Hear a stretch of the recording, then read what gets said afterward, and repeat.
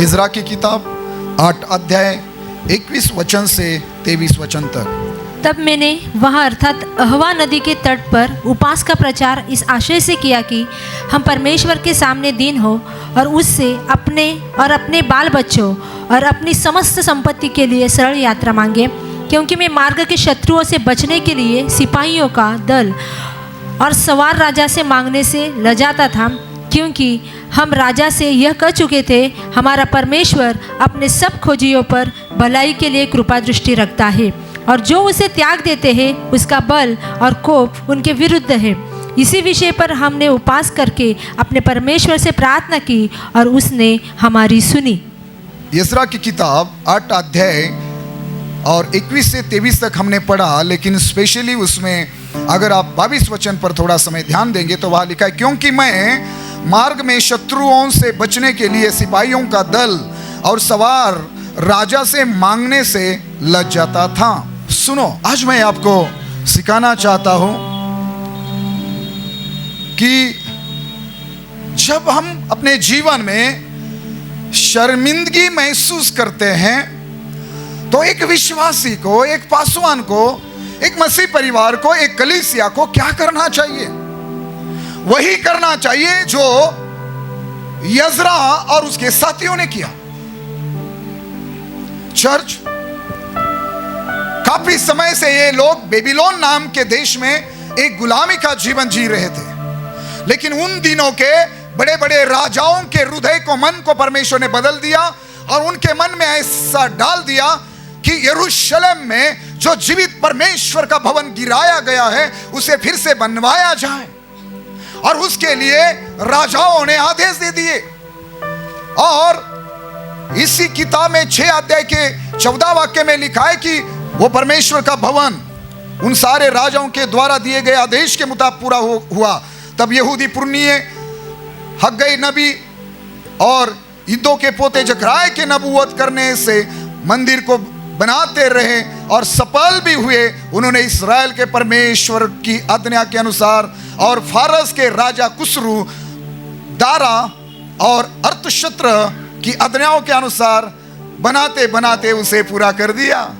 ये जिन राजाओं के मैंने नाम लिए, ये सारे राजे अन्य जाति के राजा लोग हैं। सुनो चर्च, एक समय था परमेश्वर ने राजा दाऊद के द्वारा मंदिर की सारी चीजों की तैयारी कराई और उसके पुत्र, उसके बेटे सुलेमान के द्वारा परमेश्वर ने दुनिया के सबसे खूबसूरत मंदिर को अपने लिए बनवाया।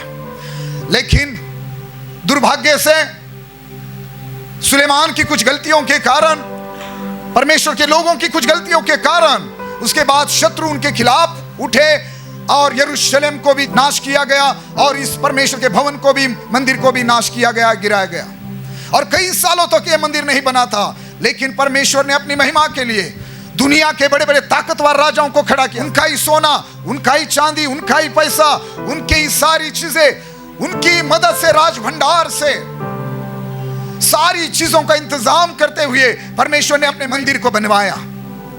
जब परमेश्वर के लोग काम नहीं करते या जब परमेश्वर के लोग कमजोर पड़ते हैं तो परमेश्वर अन्य जाति के लोगों को भी खड़ा करता है अपनी महिमा के लिए, और यही यहाँ पर हुआ।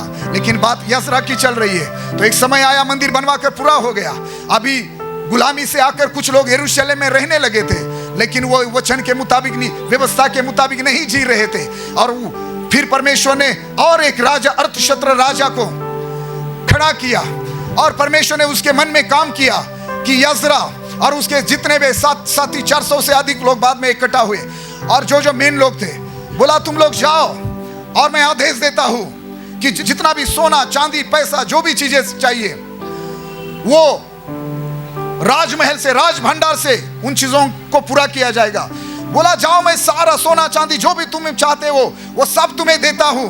मैं और मेरे मंत्री, हम सब लोग वो सब जो भी चाहिए वो हम देंगे, और आप यज़रा, आप अपने साथियों के साथ यरूशलेम में जाओ और परमेश्वर के भवन को और खूबसूरत बनाओ। अगर आप यज़रा को क्यों भेजा, उसके विषय में यज़रा कौन है, ये अगर आप लिख कर रखना चाहते या पढ़ना चाहते तो यज़रा की किताब 7 अध्याय 6 वाक्य में पढ़ना। यज़रा कौन था, 10 वचन में उसका निर्णय क्या था यज़रा का, वो पढ़ना और उसको अर्थशस्त्र राजा ने क्यों भेजा था? यजरा की किताब 7 अध्याय के 14 वचन। तू तो राजा और उसके 7 मंत्रियों की ओर से इसलिए भेजा जाता है। हाँ, क्यों भेजा गया यजरा को? हाँ, कि अपने परमेश्वर की व्यवस्था के विषय जो तेरे पास है, यहूदा और यरूशलेम की दशा जान ले। हाँ, क्या कहा था?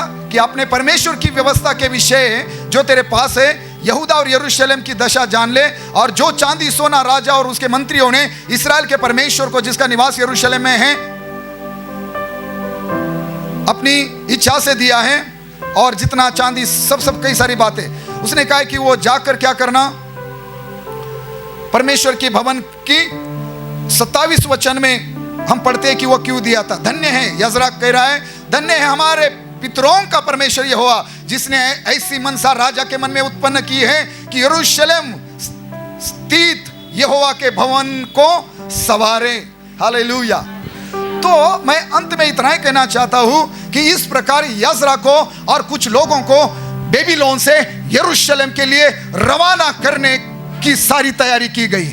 उनके पास काफी सारा सोना था। ये पूरे 8 अध्याय में बाद में आप पढ़ना, 26 वचन से 25-26 वचन से, कि उनके पास कितना सोना था, क्या क्या वस्तुएं थी, चांदी थी, कितनी संपत्ति थी। वो सारी संपत्ति सोना चांदी लेकर यजरा और उसके साथ के लोग, उसके सारे साथी यरूशलेम के लिए रवाना होने वाले थे, परमेश्वर के भवन को संवारने के लिए। एक बार दोनों हाथों को उठाकर जोर से बोले हालेलुया। चर्च, इस प्रकार एक अन्य जाति के राजा के द्वारा परमेश्वर के भवन को संवारने के लिए सारी तैयारी की गई और सारी चीजों का इंतजाम किया गया। लेकिन बेबीलोन से यरूशलेम में पहुंचने के लिए जो दूरी उन्हें तय करनी थी, पूरी करनी थी, जो रास्ता उन्हें पार करना था, उस रास्ते में 8 अध्याय के 22 वचन के मुताबिक किस बातों का डर था? क्योंकि मैं मार्ग के शत्रुओं से बचने के लिए, मार्ग में शत्रु से बचना बहुत जरूरी है। हाँ, सिपाहियों का दल और सवार राजा से मांगना से लजाता था। 8 अध्याय का 31 वाक्य। पहले महीने के 12वें दिन को हमने अहवा नदी से कूच करके यरूशलेम का मार्ग लिया और हमारे परमेश्वर की कृपा दृष्टि हम पर रही और उसने हमको शत्रुओं और मार्ग पर घात लगाने वाले के हाथ से बचाया। हाँ, शत्रु और मार्ग पर घात लगाने वालों के हाथ। जिस रास्ते से वो यरूशलेम में आने वाले थे, उन दिनों में रास्ते में कई सारे घात करने वाले, कई सारे लुटमार करने वाले, लोगों को लूटने वाले कई सारे शत्रु हुआ करते थे, घात करने वाले लोग हुआ करते थे। तो अभी यजरा के सामने एक चुनौती थी कि हम इतने सारे लोग, हमारे बाल बच्चों के साथ, हमारा सोना चांदी, हमारी संपत्ति, और जो परमेश्वर के भवन को संवारने के लिए राजा ने और उसके मंत्री लोगों ने जो सोना चांदी जो भी चीजें दी है, अभी यजरा के सामने ये चुनौती थी कि बेबीलोन से यरूशलेम तक हम इसे सुरक्षित कैसे ले जाए। इतना ही नहीं, 21 वचन में वो कह रहा है, तब मैंने वहां अर्थात अहवा नदी के तट पर उपवास का प्रचार इस आशय से किया कि हम परमेश्वर के सामने दीन हो, पहली बात। दूसरी बात, उससे अपने और अपने बाल बच्चों और अपनी समस्त संपत्ति के लिए सरल यात्रा मांगे। जो परमेश्वर के भवन को संवारने के लिए संपत्ति अर्थशस्त्र राजा की ओर से दी गई थी, उस संपत्ति को बेबीलोन से यरूशलेम में सुरक्षित ले जाना, ये तो जिम्मेदारी यजरा पर थी ही, लेकिन वो कह रहा है हमारी भी सुरक्षा, हमारे बाल बच्चों की सुरक्षा और जो भी हमारे पास है सबकी सुरक्षा की भी एक चुनौती यजरा के सामने थी। कितने लोग सुन रहे हैं? क्या आप चाहते आपकी नौकरी सुरक्षित रहे? क्या आप चाहते आपके बाल बच्चे सुरक्षित रहें? क्या आप चाहते कि आपका पैसा, आपकी जमीन, आपका जो कुछ है, आपकी सेहत, हमारी मिनिस्ट्री, हमारी सेवकाई, सब कुछ सुरक्षित रहे? चर्च, तो अभी यजरा के सामने ये चुनौती थी कि हम कैसे सुरक्षित बेबीलोन से यरूशलेम पहुंच सकते हैं। और उसके सामने फिर अभी प्रश्न था। ये यजरा राजा के साथ उठने बैठने वाला व्यक्ति था। ये यजरा, इसके ऊपर परमेश्वर ने ऐसा अनुग्रह किया था कि इस यजरा ने राजा का अनुग्रह पाया था। राजा यजरा की बड़ी इज्जत करता था और कई बार यजरा राजा के साथ और उसके मंत्रियों के साथ बैठकर यजरा ने अपने परमेश्वर यहोवा के बारे में, वो जीवित है, वो सर्वशक्तिमान है और वो कैसे सुरक्षा करता है अपने लोगों की, वो कैसे अपने लोगों को संभालता है, बचाता है, सारी गवाही यजरा ने अपने परमेश्वर के विषय में और शत्रु राजा को और उसके साथियों को कई बार दे दी थी कि हमारा परमेश्वर जीवित है, हमारा परमेश्वर अपने खोजियों पर भलाई के लिए कृपा दृष्टि रखता है।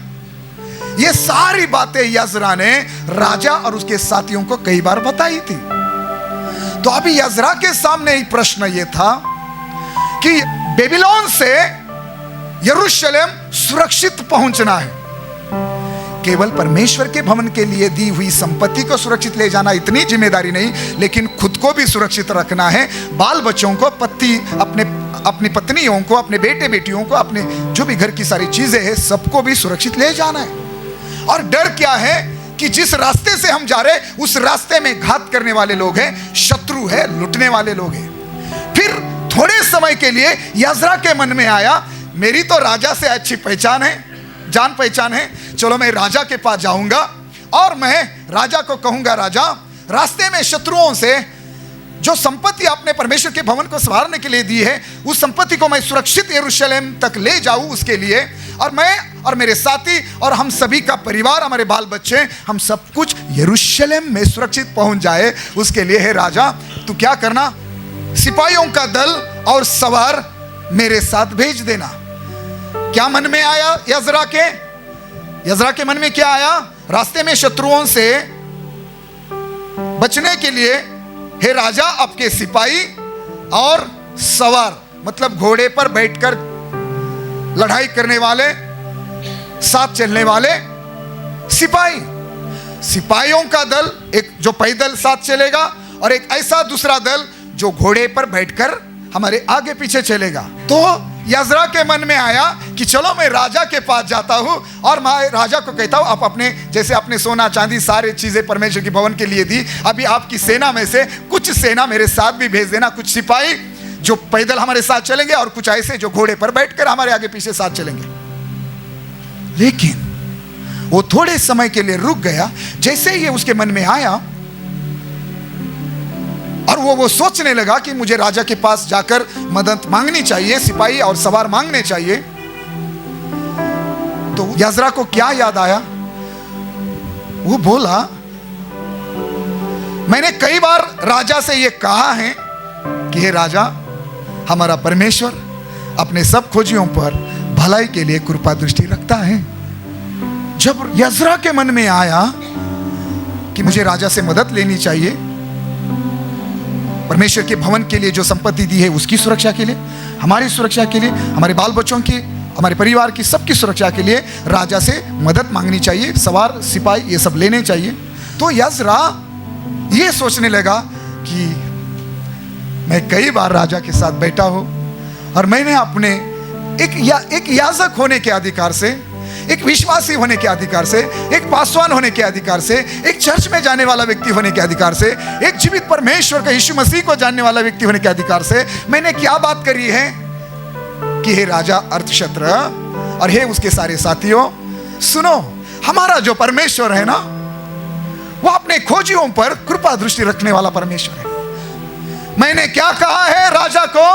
यजरा बोल रहा है अपने मन में ही कि मैंने राजा को कहा है, राजा मेरा परमेश्वर सर्वशक्तिमान परमेश्वर है, वो जीवित परमेश्वर है, वो हमारे लिए लड़ाई करने वाला परमेश्वर है, वो सेनाओं का यहोवा है, वो यहोवा राफा है, यहोवा एल शदा है, वो यहोवा एल रोही है, यहोवा एलोहिम है, वो इमानुएल है, यहोवा शमा है, वो यहोवा निसी है, वो चंगाई देने वाला परमेश्वर है, वो जरूरतें पूरी करने वाला परमेश्वर है, वो मृत्यु से, नरक से, व्यभिचार से, नशा से, बांझपन से, हर बीमारी से बचाने वाला परमेश्वर है। वो हमेशा साथ रहने वाला परमेश्वर है। उसका अनुग्रह उसके लोगों पर हमेशा बना रहता है। यज़रा ने ये गवाही, यज़रा ने ये सुसमाचार उस अन्य जाति के राजा को और उनके साथियों को उनके साथ बैठकर कई बार दिया था। तो अभी हुआ ये क्या भी इन लोगों को अपने परिवार के साथ यरूशलेम जाना है, लेकिन ये जानते हैं कि जिस रास्ते से हम जाने वाले हैं उस रास्ते में घात करने वाले लोग हैं, शत्रु है, चोरी, हत्या, नाश करने वाले लोग हैं। फिर हम कैसे बचेंगे? हमारे बच्चे कैसे बचेंगे? हम कैसे बचेंगे? तो सुरक्षा की जिम्मेदारी तो हमारी सुरक्षा सबसे महत्वपूर्ण है, क्या नहीं? अगर परमेश्वर के लिए जीना चाहते हो, परमेश्वर के लिए कुछ करना चाहते हो, परमेश्वर के लिए कुछ देना चाहते हो, तो पहले आप ठीक होना चाहिए ना। दशमांश देना चाहते हो, 10वां भाग देना चाहते हो, लेकिन आपके पास तो होना चाहिए ना। आपके पास अच्छी नौकरी होनी चाहिए ना, आपके पास अच्छा बिजनेस होना चाहिए ना। परमेश्वर के लिए कुछ करना चाहते हैं, लेकिन आपकी खुद की सेहत अच्छी होनी चाहिए ना। आप बीमारों के लिए दुआ करना चाहते हैं, लेकिन आप खुद बीमार होंगे तो कैसे दुआ करेंगे? आप दूसरों के लिए आशीष बनना चाहते हो तो आपको खुद को पहले आशीषित होना पड़ेगा ना। तो अभी यज़रा परमेश्वर के भवन को संवारने के लिए बड़ी टीम के साथ, अपने लोगों के साथ यरूशलेम जाना चाहता है, लेकिन रास्ते में जो खतरा है उसको लेकर परेशान है। तो अभी यज़रा सोच रहा है कि मैं क्या करूं? मैं राजा के पास हमारी सुरक्षा के लिए सिपाही और सवार मांगू? तो उसको याद आया कि मैंने अपने परमेश्वर के बारे में क्या क्या बातें राजा से कही है। और फिर लिखा है,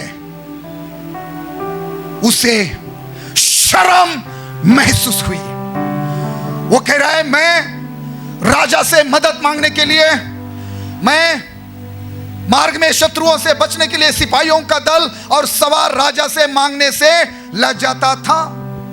मन में आ रहा था कि मैं राजा से मदद ले लूं, मन में आ रहा था कि मैं राजा से कहूं सिपाही दो, सवार दो, कि हम सुरक्षित यरूशलेम पहुंचे। जैसे अपने सारी चीजें, सोना चांदी पैसा जो भी दिया वैसे सिपाही भी दो। लेकिन मन में आ रहा था, लेकिन जब मैं विचार करता कि मैं राजा के पास जाऊंगा तो मुझे शर्म महसूस होती थी, मैं लज जाता था। क्यों लज जाता था?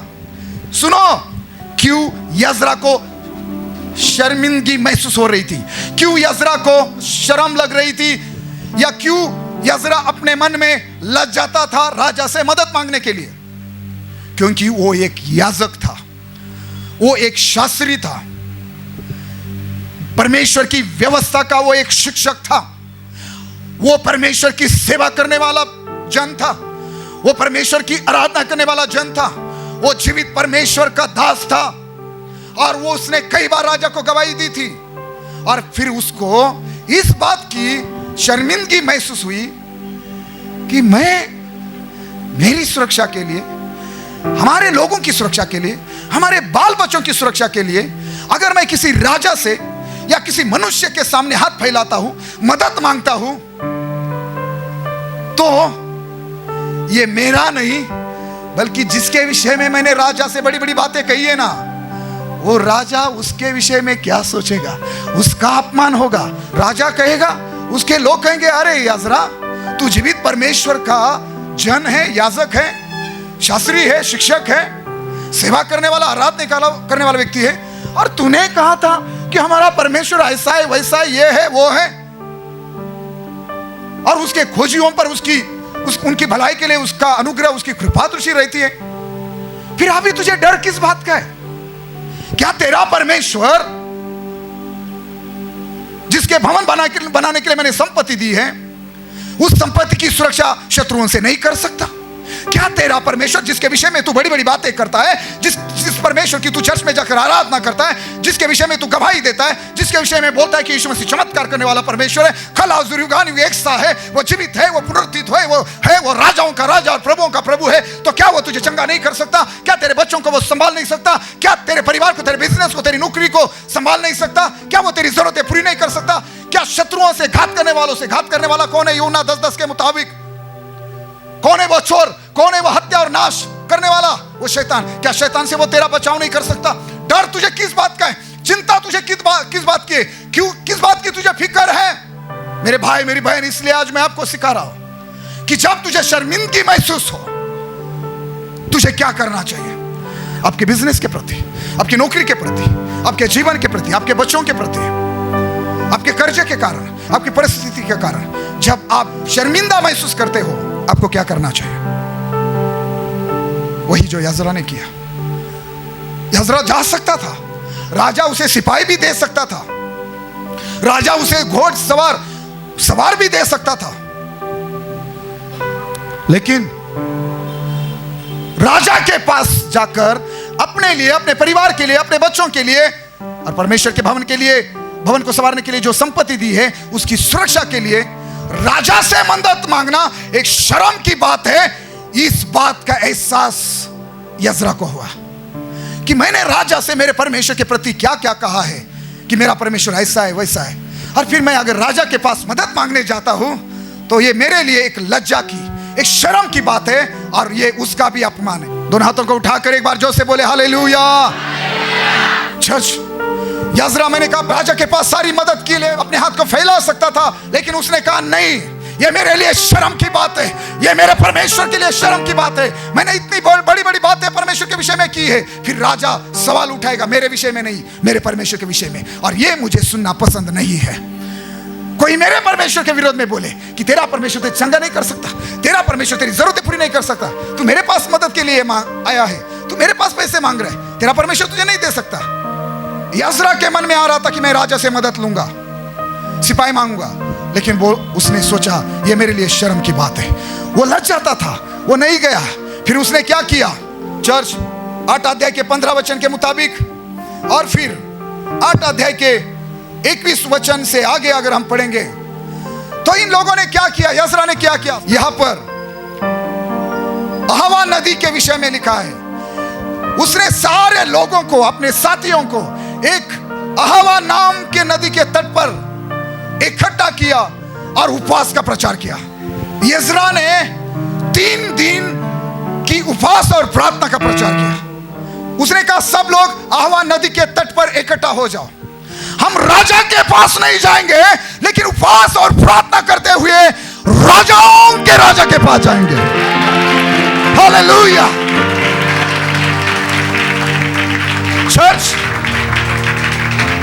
यजरा ने अपनी सारी कलीसिया को, अपने सारे लोगों को, इस पास्टर ने, इस याजक ने, इस विश्वासी ने, इस शास्त्री ने, इस शिक्षक ने अहवा नदी के तट पर सारे लोगों को इकट्ठा किया और 3 दिन उपवास और प्रार्थना की। क्या उपवास और प्रार्थना की? हे परमेश्वर, मैं राजा के पास सिपाही और सवार मांगने के लिए हमें शर्म आ रही है, क्योंकि हमने तेरे विषय में कहा है कि हमारा परमेश्वर, हमारा यहोवा अपने खोजियों पर भलाई के लिए कृपा दृष्टि रखता है। हमने राजा से कहा है तू सर्वशक्तिमान है, सुरक्षा करने वाला परमेश्वर, लड़ाई करने वाला परमेश्वर, तू सेनाओं का यहोवा है। हे परमेश्वर, अभी मैं राजा के पास अपनी सुरक्षा के लिए मदद मांगने, सिपाही मांगने, सवार मांगने कैसे जाऊंगा? अगर मैं जाऊंगा तो राजा मुझ पर हंसेगा तेरे विषय में, तो ये तेरा अपमान होगा। हे परमेश्वर, मुझे मनुष्य से, मुझे राजा से मदद नहीं चाहिए, मुझे राजा के सिपाही नहीं चाहिए, मुझे राजा के सवार नहीं चाहिए। हे परमेश्वर, मुझे तेरे सिपाही, मुझे तेरे सवार चाहिए, मुझे तेरी उपस्थिति चाहिए, हमें तेरी उपस्थिति चाहिए। यजरा ने प्रार्थना की, हे परमेश्वर, हम उपवास और प्रार्थना करते हुए तेरे पास आ रहे हैं, हम तुझे मांग रहे हैं कि राजा नहीं, उसके सवार नहीं, उसके सिपाही नहीं, घात करने वालों से और शत्रुओं से, हे परमेश्वर, तू हमारी संपत्ति की, हमारे बाल बच्चों की सुरक्षा तू करना, तू हमारे साथ चलना। हमें राजा के सवार नहीं चाहिए, हमें राजा के सिपाही नहीं चाहिए, हमें तेरे सिपाही चाहिए। तेरे स्वर्गदूत हमारे साथ भेज, तू हमारे साथ चल, तू हमारे लिए लड़ाई लड़, तू हमें घात करने वालों से और रास्ते में जो भी शत्रु और घात करने वाले हैं उनसे तू हमें बचा, हमारी संपत्ति को बचा, हमारे बच्चों को तू बचा। परमेश्वर, अर्थशस्त्र राजा से बढ़कर तू राजाओं का राजा है। तेरे पास मांगने के लिए मुझे कोई शर्म नहीं है। मैं उपवास और प्रार्थना करते हुए परमेश्वर तेरे पास आया हूं और तेरे पास मांगने के लिए मुझे कोई शर्म नहीं है। तेरे सामने हाथ फैलाने के लिए मुझे कोई शर्म नहीं है।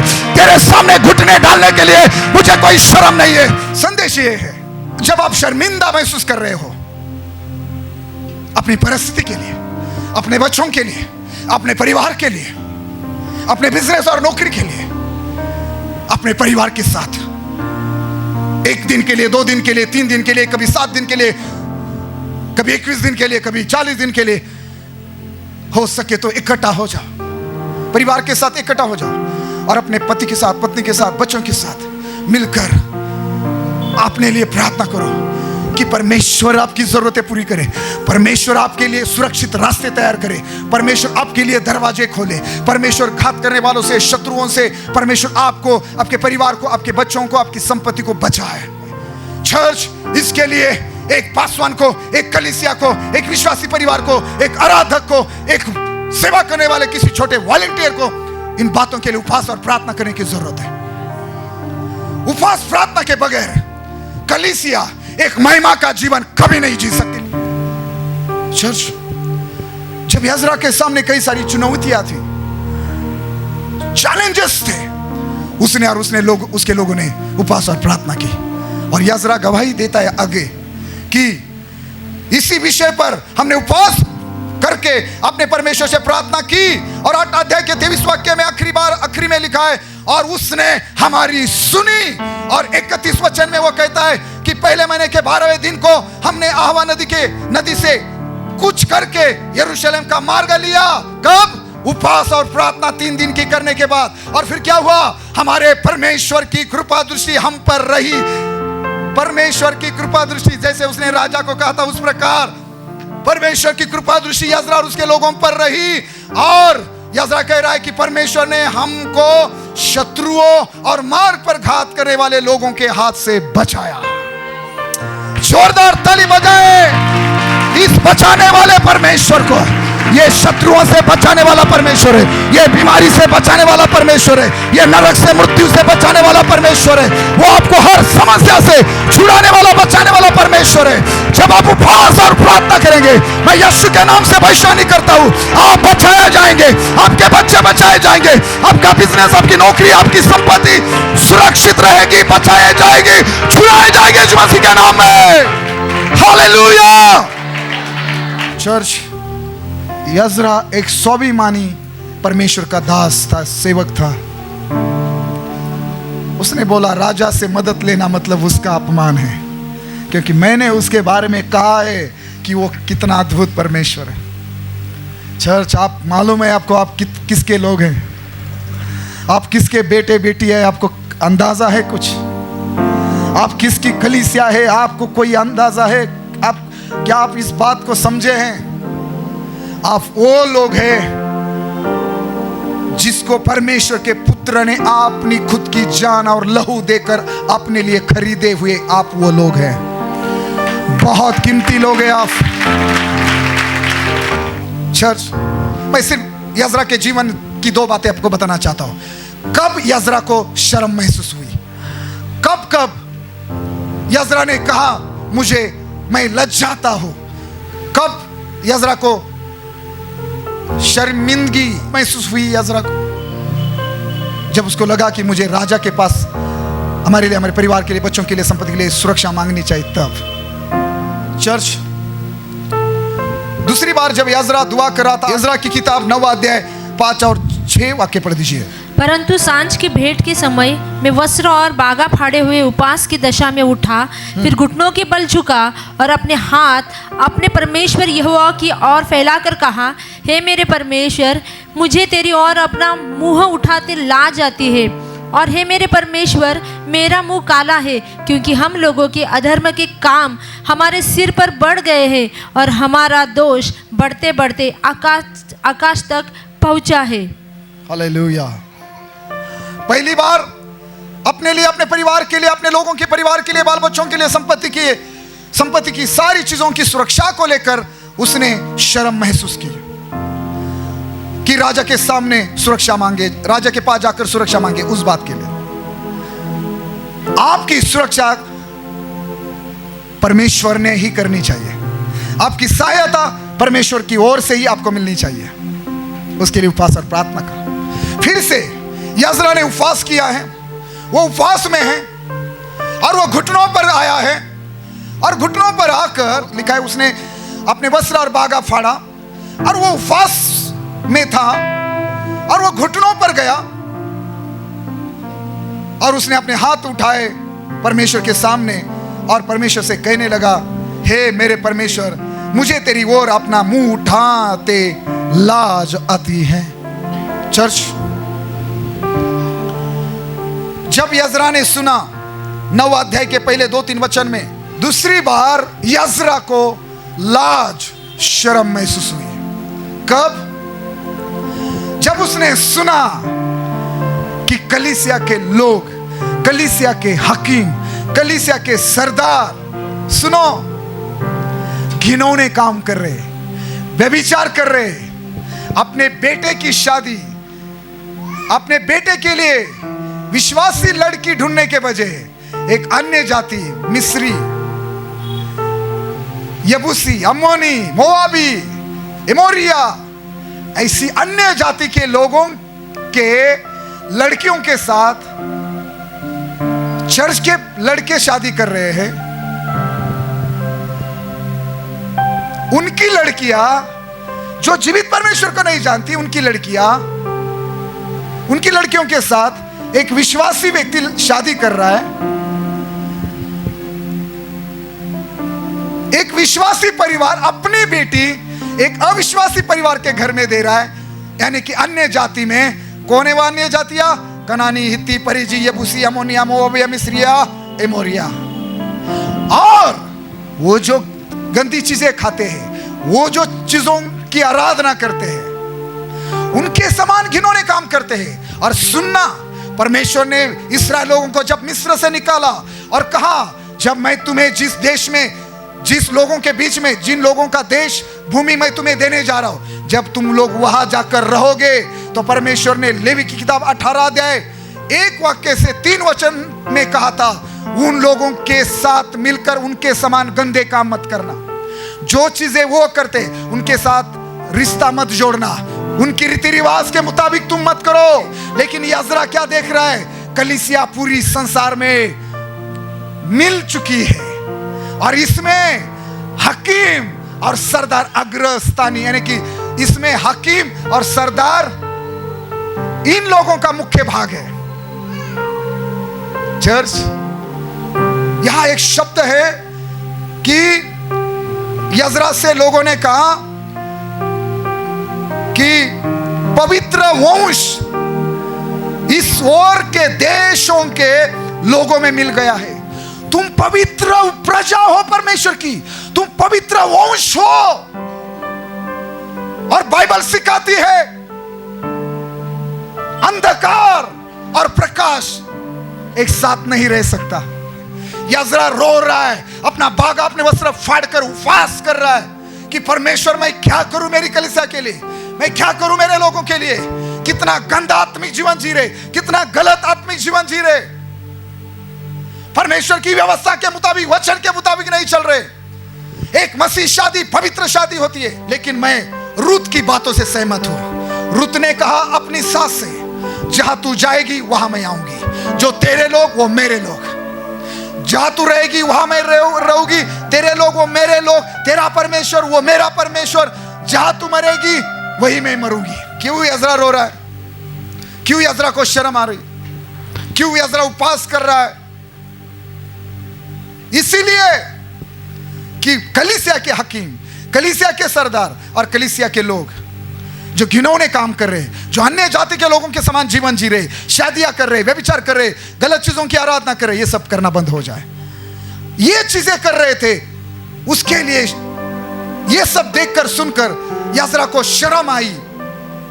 वो बोल रहा है मुझे लज्जा आती है। सुन रहे, हम पवित्र वंश है, बस इतना ध्यान रखो। जो दुनिया करती है वो आप नहीं कर सकते। अगर वो कर रहे तो ये परमेश्वर के लिए और याजक के लिए ये लज्जा की बात है।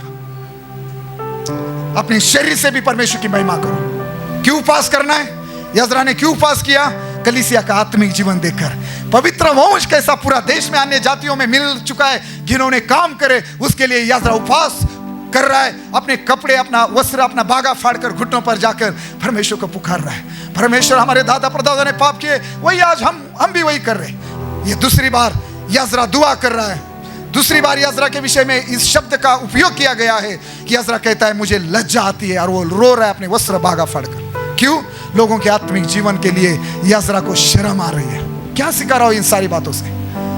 चाहे हमारा आत्मिक जीवन आज खराब हो चुका है, चाहे हम एक अच्छा आत्मिक जीवन नहीं जी पा रहे, हमारे सामने कई सारी चुनौतियां हैं, तो इन सारी चीजों के लिए और जो हम बदलाव चाहते हैं उसके लिए हमारे पास सामने एक ही रास्ता है, एक ही उपाय है।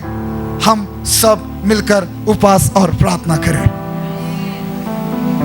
अगर हम चाहते एक विश्वासी जवान की शादी एक विश्वासी लड़की से हो, एक विश्वासी लड़की की शादी एक विश्वासी से हो, एक पवित्र जीवन हमारे लोग जिए, एक अच्छा मसीह जीवन जिए, तो चर्च हमें उपवास प्रार्थना करनी पड़ेगी ताकि पवित्र आत्मा इनकी बुद्धि खोले, इनकी आंखों को खोले और ये अच्छा एक पवित्र जीवन जी सके। अगर हम हमारे लोगों को ये चाहते कि हमारे लोग शत्रु से, उनके बच्चे, उनका परिवार, उनकी संपत्ति, बिजनेस, नौकरियां सुरक्षित रहे, हमारे लोग आशीषित रहे, तो उसके लिए भी हमें उपवास प्रार्थना करनी है। समस्या चाहे कोई भी हो, चुनौती चाहे कोई भी हो, आत्मिक जीवन को लेकर हो या भौतिक जीवन को लेकर हो, समस्या किसी भी विषय को लेकर हो, अगर उससे छुटकारा पाना चाहते हैं, अगुवे हो, कलीसिया हो, तो उसके लिए आज हमारे सामने एक ही रास्ता है। आइए इन दिनों में लगातार जीवन भर के लिए आदत डालें कि हम बार बार उपवास करेंगे, प्रार्थना करेंगे, और हमारा परमेश्वर हमारे सिर को शर्म से झुकने नहीं देगा। हमें किसी मनुष्य से सुरक्षा की मांग नहीं करनी पड़ेगी, किसी के सामने हमें हाथ फैलाना नहीं पड़ेंगे। चर्च, हमारा परमेश्वर हमारी सेहत का ध्यान रखेगा, हमारा परमेश्वर हमारी सुरक्षा करेगा, हमारा परमेश्वर हमारी जरूरतें पूरी करेगा, हमारा परमेश्वर हमारे साथ रहेगा। उसके सवार, उसके सिपाही यानी कि उसके स्वर्गदूत हमारे साथ रहेंगे, वो हमारे लिए लड़ाई करेंगे और हम वहां होंगे जहां हम होना चाहिए। हालेलुया! हम बेबीलोन से सुरक्षित यरूशलेम पहुंचेंगे और हम परमेश्वर की सेवकाई को, महिमा को पूरे कर पाएंगे। कितने लोगों ने परमेश्वर का वचन सुना? हाथों को उठाकर कहे आमीन। आइए अपनी जगह पर खड़े हो जाए और प्रार्थना में जाएंगे।